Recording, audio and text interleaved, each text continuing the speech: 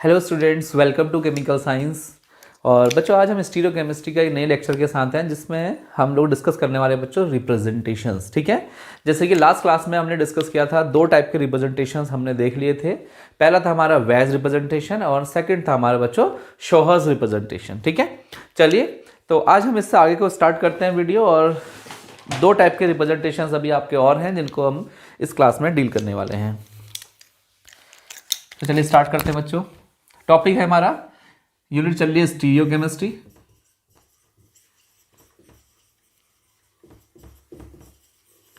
Yes, और topic चल रहा बच्चों हमारा इसमें रिप्रेजेंटेशन। ठीक है, तो रिप्रेजेंटेशन में हमने दो टाइप के रिप्रेजेंटेशन कंप्लीट कर लिए हैं। जो अब हम थर्ड वाला पढ़ते हैं बच्चों, कौन सा?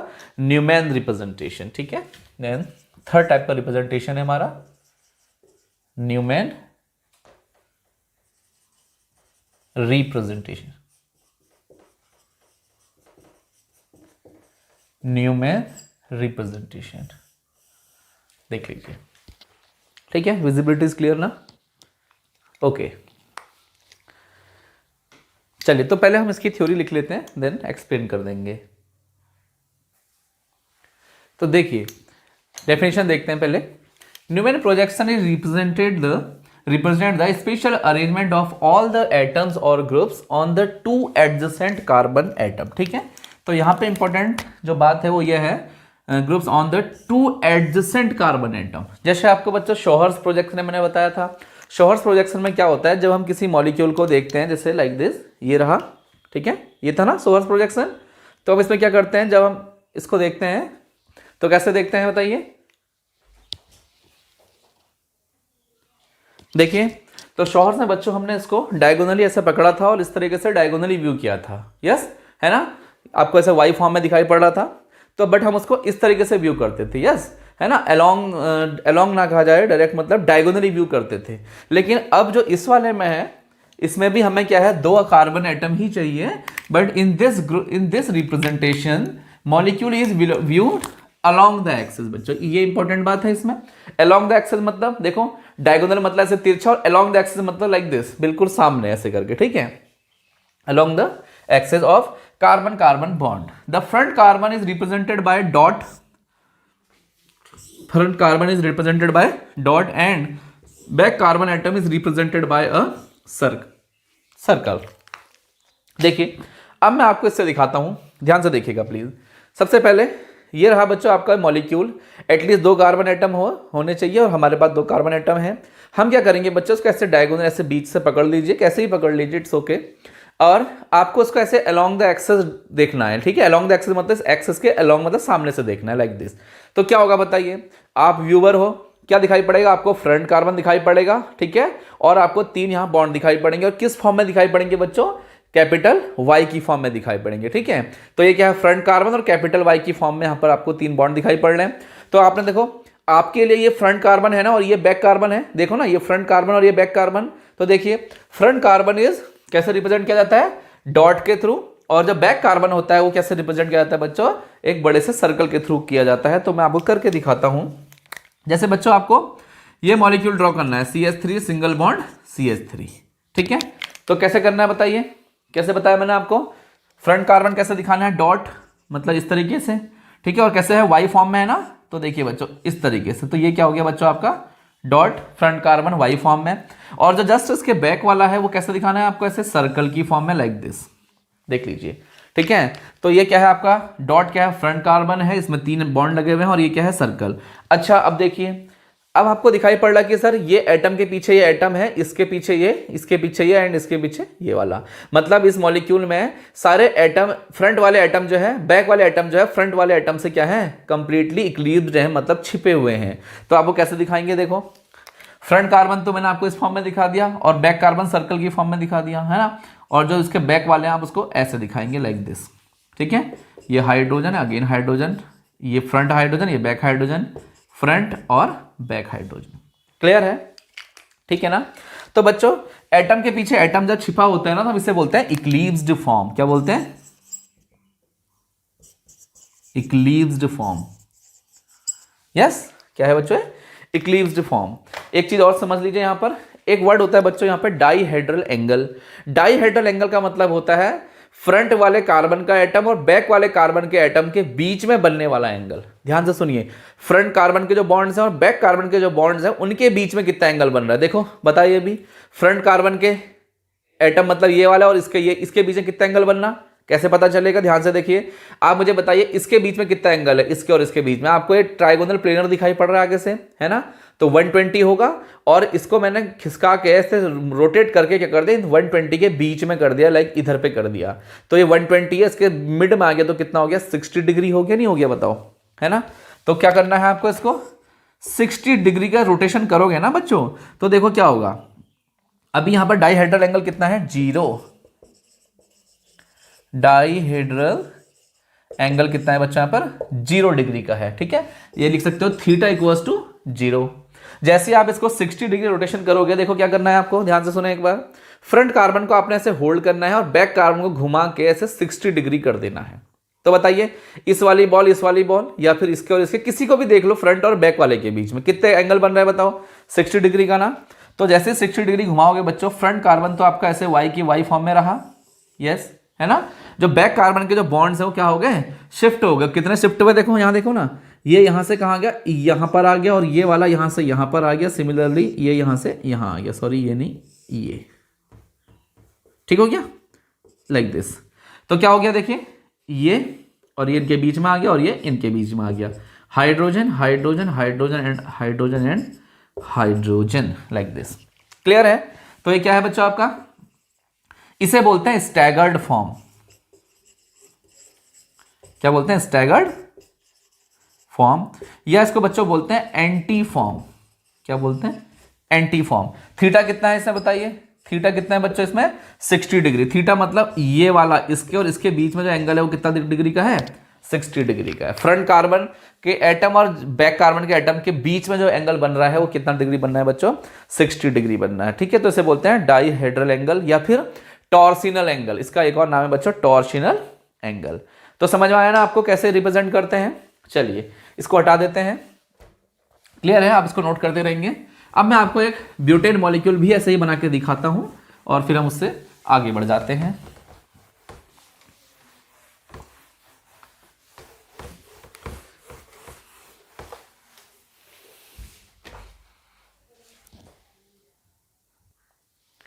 देखिए, तो ब्यूटेन कौन हुआ बताओ, एन ब्यूटेन बनाना है आपको बच्चों, N butane, CH3 CH2 CH2 and again CH3, ठीक है? तो देखो ये रहा बच्चों मेरा वही इथेन मॉलिक्यूल, और मैं इसे ब्यूटेन बनाने वाला हूं। कैसे बनाऊंगा बताइए? आपको कुछ नहीं करना है, यहां से 2 हाइड्रोजन्स को कार्बन की बॉलों से रिप्लेस कर देना है। ये देखिए, लाइक दिस, ठीक है? ये क्या है बच्चों आपका ब्यूटेन। ध्यान से देखिए। अच्छा आप मुझे ये बताएंगे ब्यूटेन की कौन सी फॉर्म है, स्टैगर्ड या एंटी?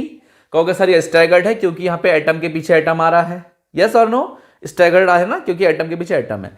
तो आपको फर्स्ट ऑफ ऑल इसको ऐसे पकड़ना है और इसको ऐसे अलोंग द एक्सिस व्यू करना है। ये आपका फ्रंट कार्बन है तो डॉट से दिखाना है, ये बैक कार्बन को बड़े से सर्कल से दिखाना है, ठीक है? तो कोई नहीं, टूट गया, पुराना हो गया मॉडल थोड़ा, तो ये बॉल्स फिट नहीं आ रही हैं, ठीक है?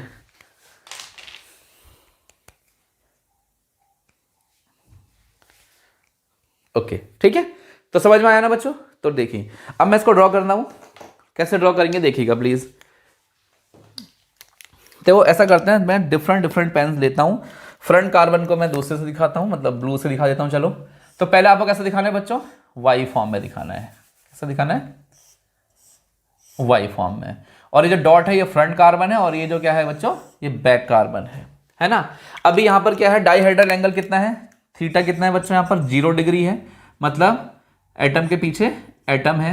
ये H H H H and H, sorry यहां पर बच्चों CH3 है और यहां पर अगेन क्या है बच्चों, CH3 है। तो थीटा इक्वल्स टू 0 डिग्री है। क्लियर है? देख लीजिए प्लीज, विजिबल है ना?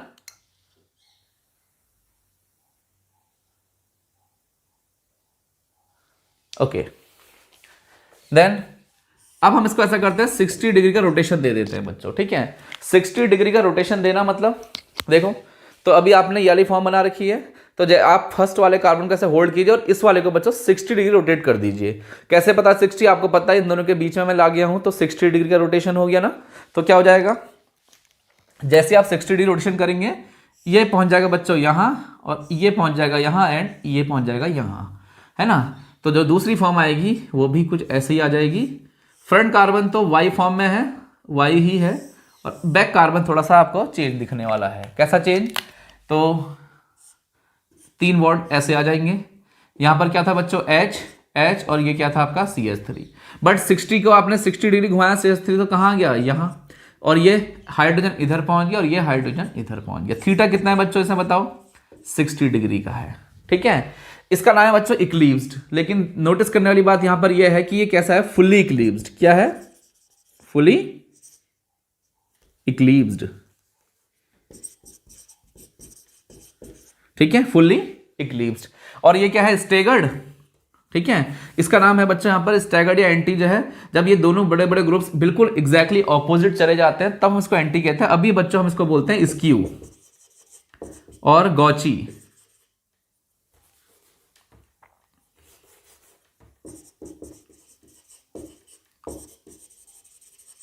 ठीक है, क्या बोलते हैं, स्क्यू और गॉची फॉर्म बोलते हैं। चलिए अब आप अगेन इसको 60 डिग्री रोटेट कीजिए। अब 60, इसको 60 करो या फिर इसको कितना करो 120, तो मैं फुल 120 डिग्री ही लिख देता हूं। अब आप इसको 120 करिए तो बच्चों ये कहां आ जाएगा, इधर आ जाएगा, है ना। तो जो नया स्ट्रक्चर बन के आएगा वो कुछ ऐसा बन के आएगा, ध्यान से देखें। ये रहा आपका बच्चों वाई फॉर्म, ये लाइक दिस। अच्छा बताइए, अब ये CH3 यहां चला गया इधर, ये CH3 यहां रह गया और ये CH3 बच्चों यहां चला गया, बाकी सारे क्या हैं, हाइड्रोजन। ठीक है, तो देखो इसमें और इसमें क्या अंतर है, ये भी इक्लिप्स्ड है वो भी इक्लिप्स्ड है, बट ये फुली इक्लिप्स्ड है क्योंकि सेम ग्रुप के पीछे सेम ग्रुप, सेम एटम के पीछे सेम एटम आ रहे हैं। जबकि यहां पर सेम एटम के पीछे सेम एटम नहीं आ रहे हैं, यहां पर क्या आ रहे हैं, डिफरेंट के पीछे डिफरेंट आ रहा है। CH3 के बैक साइड H आ गया और H के बैक CH3 आ गया।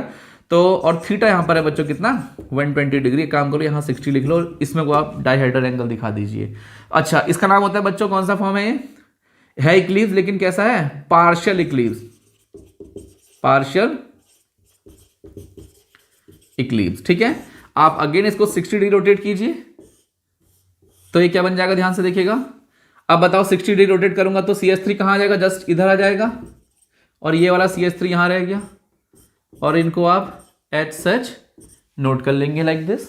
क्लियर है, ओके। अब आप इसको अगेन 60 डिग्री रोटेट करेंगे तो यहां पर थीटा कितना है, 180 डिग्री हो गया। देखो ना, CH3 जस्ट रिवर्स चलेगा ना, ऑपोजिट एक दूसरे के। फिर अगेन 60 करेंगे तो क्या मिलेगा, Y। अब ये इधर आ जाएंगे, यहां एक CH3H, एक CH3H। थीटा कितना है बच्चों यहां पर, बोलो, 200 डिग्री, सॉरी 240 डिग्री। कितना है बच्चों, 240 डिग्री है। ठीक है, अच्छा इस वाली फॉर्म का नाम क्या है बच्चों, ये बहुत स्टेबल फॉर्म है, सबसे स्टेबल फॉर्म यही होती है। देखो आप देखिए ना, स्टेबल फॉर्म कैसे है, देखो ये हम यहां पहुंच गए हैं, ये क्या है, सबसे स्टेबल फॉर्म है। देखो ना, एक बड़े बड़े ग्रुप्स क्या हैं, एक दूसरे से मैक्सिमम डिस्टेंस में चले गए हैं। इसको बच्चों हम लोग बोलते हैं एंटी फॉर्म। क्या बोलते हैं, एंटी और स्टैगर्ड, एंटी और स्टैगर्ड। ठीक है, मोस्ट स्टेबल फॉर्म होती है क्योंकि बड़े बड़े ग्रुप जो हैं, बल्कि ग्रुप्स क्या है, सबसे मैक्सिमम डिस्टेंस में चले गए हैं। चलो अब इसको, अच्छा ये देखो, इस वाली फॉर्म में इस वाली फॉर्म में कोई डिफरेंस है क्या, बिल्कुल डिफरेंस नहीं है। ये भी पार्शियल इक्लिप्स थी, तो बच्चों इसे भी क्या बोलेंगे आप लोग, पार्शियल इक्लिप्स्ड। अब ये फॉर्म यहां तक ही बस चेंज होती है, उसके बाद रिपीट होना शुरू हो जाती हैं। अगेन 60 करूंगा तो बताओ क्या मिलेगा, ये देखिए। अब CH3 ये तो यहीं रहना है, वो CH3 इधर आ जाएगा, H। ये कौन सी फॉर्म है बताइए, ये वाली फॉर्म है ना, देखो कौन सी है, स्क्यू और गॉची। ठीक है, और थीटा कितना है बच्चों यहां पर, बोलिए 300